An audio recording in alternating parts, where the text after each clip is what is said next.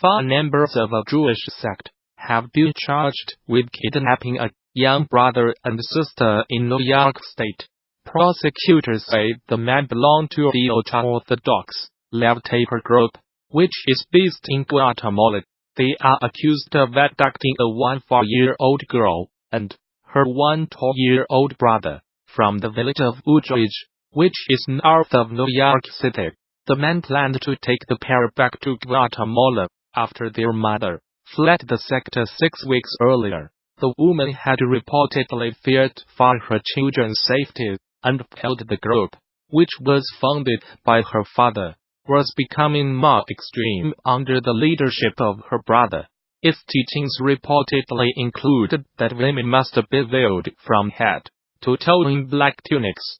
The 4 men, aged between 20 and 45, are accused of kidnapping the siblings from their home on 8 December and taking them to a small airport near the city of Scranton in Pennsylvania.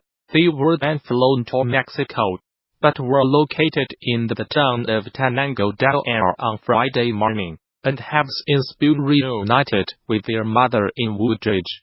3 of the suspects, Natman Halbrans, Mayor Rosner and Jacob Rosner, were deported from Mexico on Thursday, under arrest on their arrival in the United States. The 4th suspect, Aaron Rosner, was arrested by the FBI in Brooklyn on 23 December, and is accused of providing financial support to the group. All of the men have been charged with 1 count of kidnapping, which carries a maximum sentence of life in prison.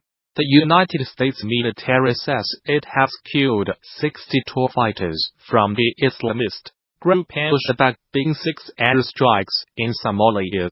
4 airstrikes on Saturday killed 32 militants, and a further 2 on Sunday killed 28. It said in a statement, "These were the deadliest air attacks in Somalia since November 2017, when the United States said it had killed 100 militants." Somalia has seen a sharp increase in the number of airstrikes and casualties since President Donald Trump took office in the United States in January 2017. A tally by the Bureau of Investigative Journalism reveals that at least 400 people have been killed in airstrikes since the beginning of 2017, far more than the previous 10 years combined. The latest strikes bring to at least 40 the number carried out in Somalia so far this year, compared with 35 recorded in 2017. The United States has a huge military base in neighboring Djibouti, from where it launches attacks on the militants. Mr. Trump gave the United States military greater authority in March 2017 to attack militants in Somalia. Traditionally, United States presidents have been wary of intervening in Somalia since 18 Special Forces soldiers died fighting militias in the capital Mogadishu in 1993, a battle dramatized in the film Black Hawk Down. No civilians were killed in the latest airstrikes, which were carried out in coordination with the Somali government, the United States military said. Alongside our Somali and international partners, we are committed to preventing Al-Shabaab from taking advantage of safe havens from which they can build capacity and attack the people of Somalia, the United States Africa Command said. Al-Shabaab, which is linked to Al-Qaeda, has not yet commented on the latest strikes. Somalia-based security think tank the Higher Institute said in a report published in November that Al-Shabaab had been forced to change tactics following the upsurge in airstrikes. The institute said the group was now conducting fewer mass attacks on military bases, but attacks on government offices and businesses which refused to pay its taxes had increased markedly. The United States State Department, in its most recent report on terrorism, described Somalia as a terrorist safe haven. and said Al-Shabaab remained a threat. Despite suffering setbacks, the group retained control over large parts of the country, and the ability to carry out high-profile attacks, using suicide bombers, explosive devices, mortars, and small arms. The report added, a popular tourist attraction has become the latest Chinese company to show solidarity with Huawei's chief finance officer, Meng Wanzhou, who was arrested in Canada on 1 December. Shannon Mountain Scenic Park, in eastern Hainan province said it would waive the $9.65 yuan ticket fee for anyone carrying a Huawei phone. Ms. Mann, who was given bail in Canada, faces extradition to the United States on charges of breaking Iran sanctions. Her case has upped tensions with China. Use Huawei phones. Shoot grand photos on the mountain. A notice on the Shannon Park's social media account said, "We wish friends around the world who support Huawei's success and bliss." The offer would last until 29 December. The South China Morning Post reported, but it was met with some criticism among China's social media users, who claimed it was discriminatory. Huawei phone owners are being offered other enticements too. They can get a 20% discount at a bar in Beijing. Seen in Beijing, bring a Huawei phone and get 20% off. Similar to this story we covered yesterday, https://qxl19ypqlpic. Twitter.com Sokolov.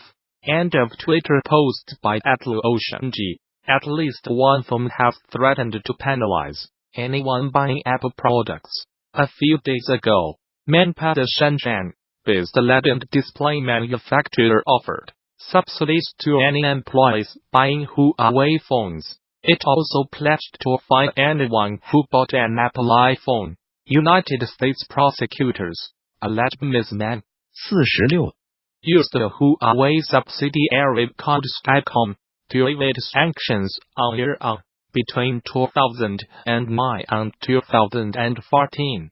They also alleged she publicly misrepresented Skycom as being a separate company from Huawei, and that she deceived banks about the true relationship between the two companies.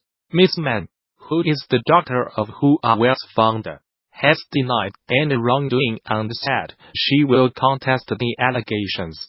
Life of Huawei's high-flying heiress. The United States has been investigating the Chinese telecoms giant, the world's second-largest smartphone maker, since 2016, believing that it used Skycom to bring United States manufacturing equipment and millions of dollars in transactions to Iran in violation of sanctions. Ms. Mann's detention comes amid an increasingly acrimonious trade dispute between Washington and Beijing. China is angry at her detention, saying she has not violated any laws.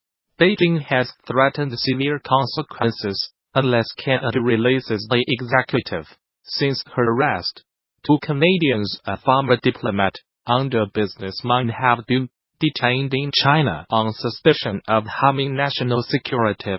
United States President Donald Trump said last week that he might intervene in the United States Justice Department's case against Ms. Mann if it would serve national security interests. I'll help achieve a trade deal with China if I think it's good for what will be certainly the largest trade deal ever made, which is a very important thing. What's good for national security? I would certainly intervene if I thought it was necessary, he told Reuters news agency. Canada reacted by urging Mr. Trump not to politicize the situation. Our extradition partners should not seek to politicize the extradition process or use it for ends other than the pursuit of justice, Foreign Minister Chrystia Freeland said. 2 Scandinavian women tourists have been found dead in Morocco, with cords to their necks, the country's interior ministry said. Both bodies were found near the town of Imlao in the high Atlas mountain range.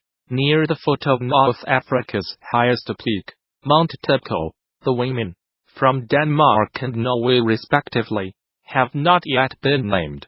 A police investigation has been launched into their deaths.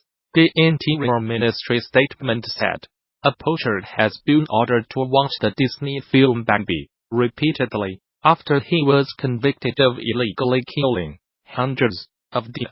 Missouri hunter David Barry, Jr., must view the film at least once a month during his year-long sentence. He was arrested in August along with 2 family members for killing the deer, taking their heads and leaving their bodies to rot. Prosecutors said, it is reportedly one of the biggest poaching cases in Missouri history, on top of the jail sentence of the illegal deer hunting. Judge Robert George ordered Barry Jr. to view the Walt Disney movie Bambi, with the first viewing being on or before December 23, 2018. and at least one such viewing each month thereafter. During his spell in prison, the 1942 cartoon about woodland creatures shows a hunt to kill the mother of eponymous deer character Bambi. A months-long investigation, spanning several states, led to the arrest of Barry Jr., his father David Barry, Sr., and his brother Kyle Barry, according to a local newspaper, the Springfield News Leader.